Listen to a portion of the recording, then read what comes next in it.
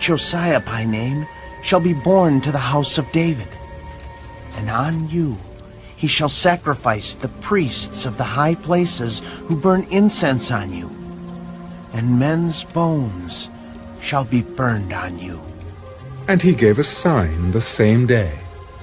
This is the sign which the Lord has spoken. Surely the altar shall split apart, and the ashes on it shall be poured out. So it came to pass, when King Jeroboam heard the saying of the man of God, who cried out against the altar in Bethel, that he stretched out his hand from the altar. Arrest him! And his hand, which he stretched out toward him, withered, so that he could not pull it back to himself. The altar also was split apart, and the ashes poured out from the altar, according to the sign which the man of God had given by the word of the Lord. Then the king answered and said to the man of God, Please entreat the favor of the Lord your God, and pray for me, that my hand may be restored to me. So the man of God entreated the Lord, and the king's hand was restored to him, and became as before. Then the king said to the man of God, Come home with me and refresh yourself, and I will give you a reward. If you were to give me half your house, I would not go in with you, nor would I eat bread nor drink water in this place. For so it was commanded me by the word of the Lord, saying, You shall not eat bread nor drink water, nor return by the same way you came.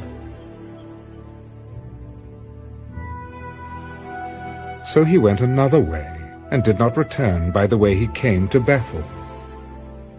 Now an old prophet dwelt in Bethel, and his sons came and told him all the works that the man of God had done that day in Bethel. They also told their father the words which he had spoken to the king. And their father said to them, Which way did he go? For his sons had seen which way the man of God went, who came from Judah.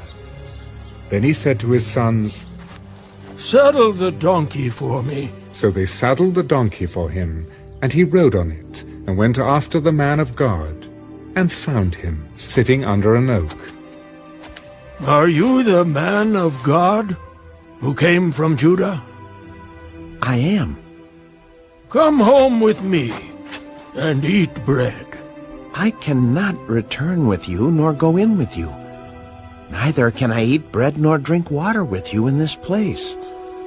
For I have been told by the word of the Lord, You shall not eat bread nor drink water there, nor return by going the way you came. I too am a prophet, as you are, and an angel spoke to me by the word of the Lord, saying, Bring him back with you to your house, that he may eat bread and drink water. He was lying to him. So he went back with him, and ate bread in his house, and drank water.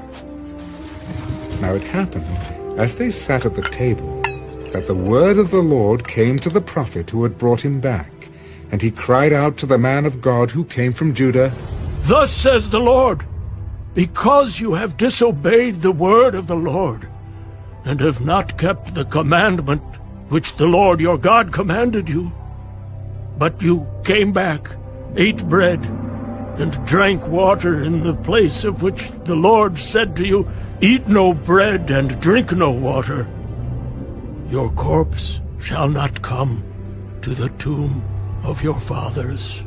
So it was, after he had eaten bread and after he had drunk, that he saddled the donkey for him, the prophet whom he had brought back. When he was gone, a lion met him on the road and killed him.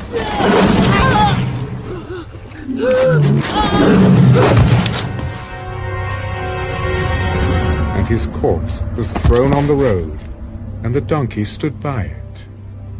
The lion also stood by the corpse, and there Men passed by and saw the corpse thrown on the road, and the lion standing by the corpse.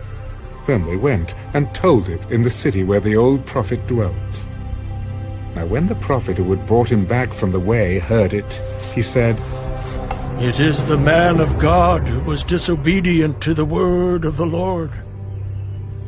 Therefore the Lord has delivered him to the lion, which has torn him and killed him, according to the word of the Lord, which he spoke to him." And he spoke to his sons. "Saddle the donkey for me." So they saddled it. Then he went and found his corpse thrown on the road, and the donkey and the lion standing by the corpse. The lion had not eaten the corpse, nor torn the donkey. And the prophet took up the corpse of the man of God, laid it on the donkey, and brought it back.